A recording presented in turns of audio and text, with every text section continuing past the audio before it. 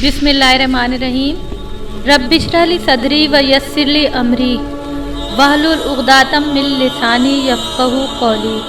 नाज़रीन, मैं हूँ आपकी होस्ट लारेब ज़हरा और आप देख रहे हैं टॉक विद लारेब ज़हरा। मिस्र का एक अमीर बिजनेसमैन था।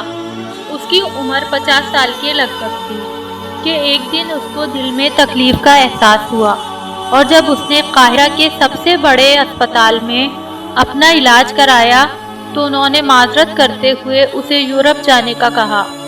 यूरोप में तमाम टेस्ट मुकम्मल करने के बाद वहाँ के डॉक्टरों ने इसे बताया कि तुम सिर्फ चंद दिन के मेहमान हो क्योंकि तुम्हारा दिल काम करना छोड़ रहा है।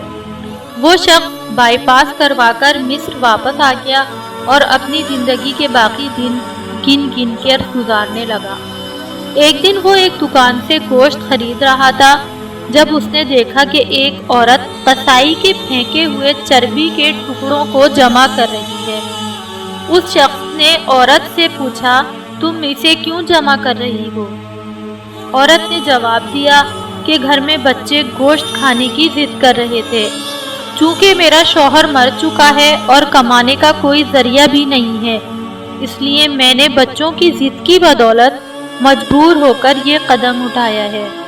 इस फेंकी हुई चर्बी के साथ थोड़ा बहुत गोश्त भी आ जाता है जिसे साफ करके पका लूँगी। बिजनेसमैन की आंखों में आंसू आ गए। उसने सोचा, मेरी इतनी दौलत का मुझे क्या फ़ायदा, मैं तो अब बस चंद दिन का मेहमान हूँ। मेरी दौलत किसी गरीब के काम आ जाए, इससे अच्छा और क्या।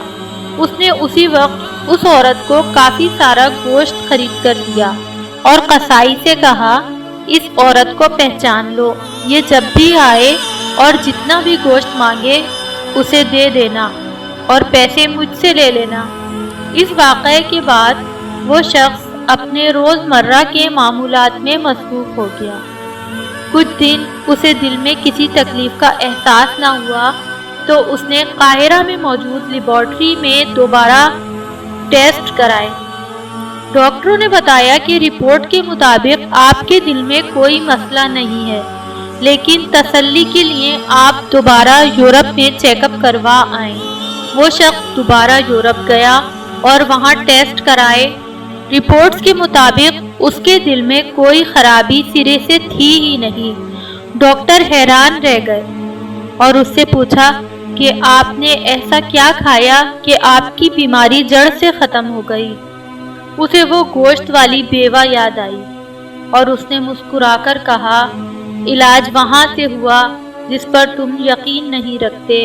बेशक मेरे नबी सल्लल्लाहु अलैहि वसल्लम ने सच कहा था कि सदका हर बला को टालता है।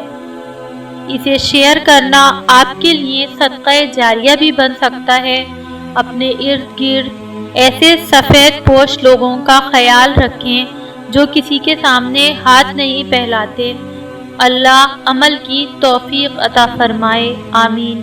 अगर आपको मेरी ये वीडियो पसंद आए तो हमारे चैनल को सब्सक्राइब कीजिए, इस वीडियो को लाइक कीजिए और बेल आइकन को प्रेस कीजिए ताकि हमारी वीडियोस आपको मिलती रहें। शुक्रिया।